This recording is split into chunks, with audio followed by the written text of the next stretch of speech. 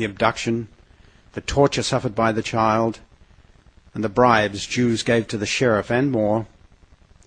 Thomas's efforts to document this Jewish occult rite of an innocent child eventually resulted in the child becoming a saint. And he was remembered until modern times, until the church no longer permitted such politically incorrect facts to be known. Thomas did a great service to the world in his efforts to eradicate child sacrifices by making known what had occurred on that dark, grisly day back in 1144. It put parents in England on alert, so they would know to take precautions to keep their children safe. Unfortunately, that was not the last such reported incident of Jewish ritual murder. Why would Jews continue to engage in such wicked crimes? Dr. Arnold Lees, who wrote a book about Jewish ritual murder in the early part of the 20th century in England, noted some interesting facts surrounding the ritual murders. A converted Jew called Theobald of Cambridge confessed that the Jews took blood once a year from a Christian child because they thought that only by so doing could they ever obtain their freedom and return to Palestine. And it was their custom to draw lots to decide whence the blood was to be supplied. The tragic murder that occurred to innocent William set a precedent. Because of Thomas of Monmouth's books that he wrote about the good child, others began to record these wicked deeds perpetrated by fanatical Jews. Some more of these reported victims follow. In 1243, in Kissingen, Bavaria, Jews were convicted by a court of law after having confessed to having used the blood of Gentiles for occult rites in their Jewish holiday of Passover. In the year 1255 in London, England, a young innocent Gentile by the name of Hugh was discovered to have been ritually murdered. His punctured body was found hidden on a Jew's property. After having reviewed the evidence, a court tried and convicted 18 prominent Jews of having committed the deed. The child was later canonized and became a saint. Altogether, before the Catholic Church became a bulwark for political correctness, there were over 20 children who had been ritually murdered by Jews and made into saints. In 1290 in Oxford, England, a Jew by the name of Isaac de Poulet was arrested for the ritual murder of a Gentile child. Perhaps this was the defining moment, as Jews were permanently banished from England a month later. Many of these Jews fled to Germany or other European cities.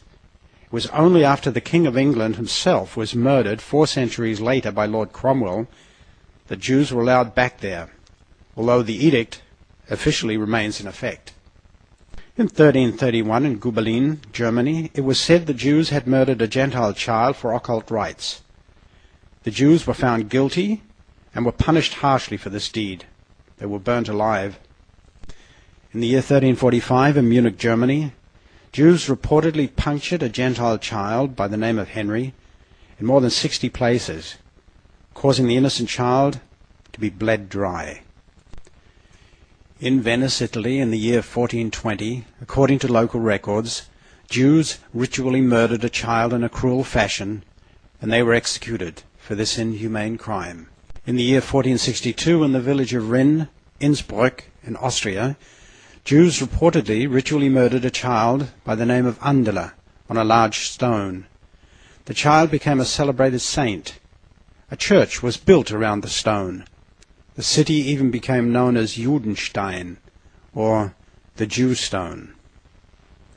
More recently, in 1997, Professor Robert Brandner of a theological college in Austria said this about ritual murders. He said, Jews should apologize for their deplorable crimes against Catholic children like the holy martyr child Andela von Rinn, and against adults in the days before Easter, and for the blood of murdered Christians spilt by Jewish hands, which cries to heaven too. Jews became a little perturbed when the Pope met with Professor Brandner. In the year 1475 in Trent, Italy, Jews reportedly ritually murdered a child by the name of Simon. During the process, they also circumcised the child. This has also been the reported case in many other such incidents, although we don't believe it's necessarily a requirement during the bloodletting process. This child too had puncture marks over his entire body. The child was later made a saint. St. Simon of Trent was murdered in 1475 in Trent, Italy, a beautiful Renaissance city of the era. He was taken off the street by cult members, much as pedophile killers do today. The poor little boy was offered candy and lured away, where he was murdered for the pre-Passover sacrifice to obtain the blood for the rituals. This was a very, very famous case of the era, resulted in the later canonization as a Christian martyr of young Simon. The case is referred to in the book Blood Ritual as a multi-adjudicated case, in that it went before more than one tribunal.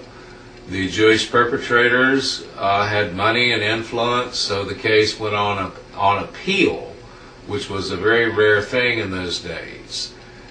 Multi-adjudicated, it went also before the Vatican, where the congregation that decides who becomes a saint examined the case in very, very thorough detail. Simon was canonized, regarded as one of the most popular child saints of Europe, until 1965, when the politically correct ones in the Catholic Church decided to decanonize him. In the book Lives of the Saints, Father Alban Butler described the child as an infant martyr, and describes the event surrounding his murder thus. The Jews in the city of Trent decided to vent their hate by slaying a Christian child for the coming Passover, and Tobias, one of their number, was deputed to entrap a victim. He found a bright, smiling boy named Simon playing outside his home with no one guarding him.